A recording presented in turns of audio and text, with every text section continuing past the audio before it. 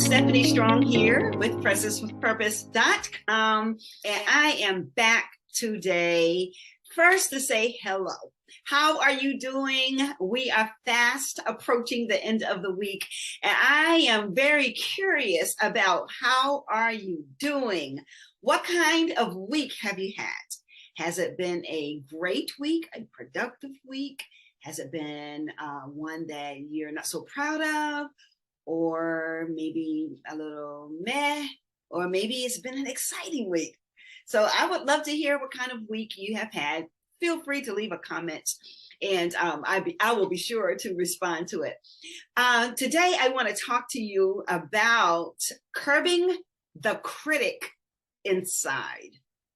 Curbing the critic inside, and how to navigate that space when you are having to do battle with thoughts that are inside your mind that you continue to wrestle with, and that keeps you stuck in a particular place without being able to move forward. Now, I know there are tons of videos and tons of information out there, but let me tell you something. That critic inside is a real space.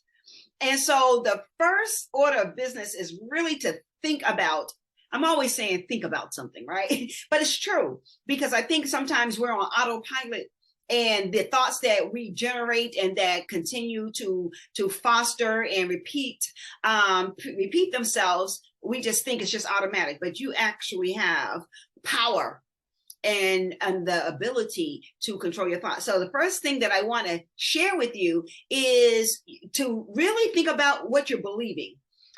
Seriously, because what you believe is going to manifest in thoughts. All right. I'm not going to go full speed ahead, but I just want you to sit in this space of really thinking about what you believe, what your belief is, because it's sort of the foundation of all the things about how you see yourself, how you perceive things, how you show up, how you strategize or set goals, accomplish them or not accomplish them. But you got to get back to the very fundamental of who you are, and that's your belief system. Now, I know that some of us have a spiritual belief system, and that certainly has merit, a lot of merit, particularly in my life, because, you know, I believe in God. And I believe in the Spirit of God. And I know that I rely on the Spirit of God to help me come to a conscious understanding of how I am functioning. So that's another story. But I do want you to be thinking about what you believe, because what you believe is either going to give credence to your thoughts, or it's going to neutralize your thoughts. Okay. And so what I mean by that is, what do you believe about who you are? What do you believe about what is possible? What do you believe about what other people say? What do you believe about what you say to yourself?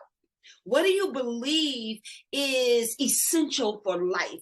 What do you believe about possibilities? What do you believe about your gifts, talents, skills? What do you believe about your ability to learn something new and try something new and venture onto something new? You see where I'm going with this? So it all comes down to, what do you believe? And I don't want you to just skirt past that. I want you to sit in that for a moment and maybe ask yourself, what do I believe about this? And whatever that belief is, you have to then ask yourself, is this belief the truth? Because sometimes we're believing lies. You know, and to me, like for myself, if I am believing something and I don't have some receipts for it, like, where did I go interrogate that? I'm like, where did you learn that? Where is that coming from? You know, who set the model for this? And why have you taken that on as a truth? So when I talk about belief, I'm also talking about what you believe is true, what you accept as truth, and what you accept as a myth or a lie. And so that's a real place. So if you're going to curb the critic inside, you got to go to what you believe. And then you got to go to what you think. What are you thinking? because your beliefs are going to create a platform for what you're thinking. You know, in another video, I've said time and time again, you've got to think about what you're thinking about. All right. So your thoughts are like seeds. They're like seeds. And the more you plant seeds, and they are plant seeds in the soil of your mind, or I'm going to go a little bit deeper, in the soil of your belief, then those thoughts become a truth. See what I'm saying?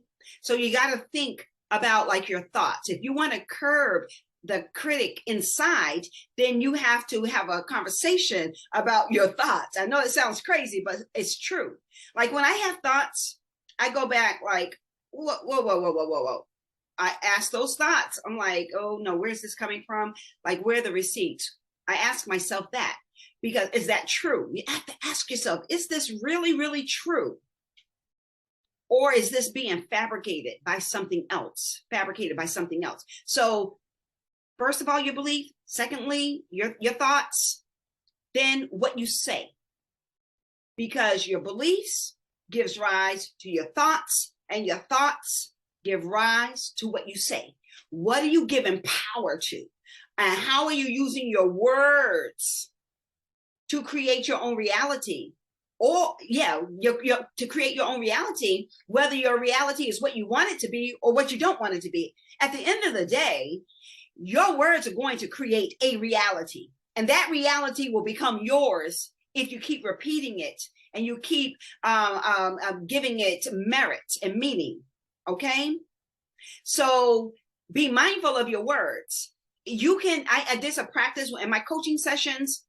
One of the things that I teach is thought stop. I learned that when I was doing group grief support. Thought stop. You can stop a thought before it fully manifests into a complete thought. So when I get this little inkling thought, I stop it. I do a motion. I say, I stop that baby before it becomes a full-fledged seed, right? So stop, thought stop. So you can stop a thought before, while it's in transit. So stop it before it becomes something that you don't want to manifest. You see what I'm saying? Okay, so you've got your beliefs, you've got what you're thinking, you've got what you're saying, and now it comes down to what you do. Because what you think and say will manifest. It can't help it. It's just a cardinal rule of how we are biologically, emotionally, and psychologically wired. You are going to do exactly what you're thinking. You are going to do exactly what you are saying. And if you are using words such as I can't, I don't, or it's not going to happen for me, or this is too hard, or I'm not good enough, I don't know the right people. You see, those words, you are going to live that reality because you're creating it. So if you want to create a different reality, then you have to use words that are empowering rather than words that are disempowering. So to curb the critic inside, then you've got to go to your beliefs, then you go to your thoughts, then you go to what you say, and then you go to what you do. And then you click repeat. And I have learned, not only as a coach, but as a person, as a woman, as a mother, as a grandmother, as an entrepreneur, as an employee, as a sister, a daughter, an auntie, I have learned that what you say will create a reality that either is going to work for you or it's not going to work for you. And so you have some choices to make. It doesn't matter where you are in your journey. Whether you have moved, whether you are looking to quit your job, whether you're trying to be a better person, whether you are in leadership, whether you are in relationships, You got to get to the core of the conversations that you are having internally. The critic that tells you everything but the truth. Okay? The critic is going to judge you. The critic is going to evaluate you. The critic is going to generate feelings of inferiority. So you got to curb the critic. You got to cancel the critic. Curb it, cancel it. Get rid of it and create something new. You got to create a new conversation with yourself. You've got to create a new perspective and perception of yourself and really show up. Like I said in the other video, you don't get to be on the shore and on the sideline and observe your life. Sometimes it's good to observe your thoughts so that your thoughts don't become who you are. But what I'm also saying is that you've got to show up and be very present in the way that you think and what you say and what you do, what you are internalizing, what you are believing as truth. And you have the power to create a new reality for yourself. You have the power to create a new truth for yourself, and it starts today. What if you would use what you believe and use your thoughts and use your words and take action on it in such a powerful and positive and productive and creative way, and begin to cultivate and create a reality that serves your highest self, that serves the highest good, not just for yourself, but for all those around you. You can make a positive impact in the lives of other people and in the way that you're supposed to go on the path that's destined for you. And you can change the way you show up, and you can do it in a way that serves you in such a rewarding way. And you can acquire the life and live the life that you desire. We serve a God that is the God of abundance, the divine intelligence of this amazing world. And you get to be a part of that. What do you think about that? Put some comments in the comment section. I would love to hear your thoughts about this. And also, make sure you click like, make sure you hit that subscribe button, and make sure that you show up with me on the next video. That's all I have for you today. Make this the most amazing